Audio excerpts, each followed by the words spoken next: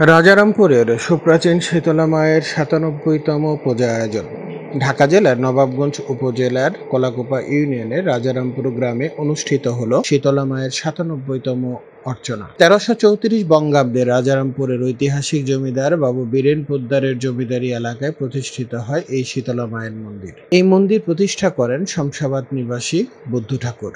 জনশ্রুত আছে, অতীতকালে বসন্ত রোগের মহামারী থেকে রক্ষা পাওয়ার জন্য বিভিন্ন জায়গায় দেবী শীতলার আরাধনা করা হতো। তখন বসন্ত রোগের কোনো প্রতিষেধক না থাকায় এইটি মহামারী আকারে ছড়িয়ে পড়তো। তাই ধর্মপ্রাণ সনাতনীরা বিশ্বাস করত শীতলা মায়ের অর্চনা করলে বা পূজা করলে এই রোগ থেকে পরিত্রাণ পাওয়া সম্ভব। তো তৎকালীন সময়ে জমিদার কিংবা ধনাঢ্য ব্যবসায়ীরা তাদের নিজ উদ্যোগে বিভিন্ন সময়ে মায়ের মন্দির ও মূর্তি প্রতিষ্ঠা করেন। প্রচলিত হয় দেবী আরাধনার। রাজারামপুরের জমিদার পরিবার এমনই ভাবে বিভিন্ন মন্দির, স্কুল, বিদ্যালয়, কলেজ প্রতিষ্ঠা করে ধর্মানুশীলন, শিক্ষা ব্যবস্থা সবকিছুতে নিজেদের ও পরিবারকে প্রতিষ্ঠিত করে রেখেছেন। আজ ৯৭তম এই আরাধনায় রাজারামপুরের আশেপাশে সকল ধর্মপ্রাণ সনাতন ধর্মাবলম্বীরা এক মিলন মেলায় উপস্থিত হয়। সকাল থেকেই মন্দির পরিষ্কার, ধোয়া মোছা, পুরনো প্রতিমা বিসর্জন ও নতুন প্রতিমা প্রতিস্থাপন যেন আনন্দের বন্যায় ভেসে যায় সনাতন তরুণ প্রজন্ম। এলাকার কিশোর, তরুণ, পৌর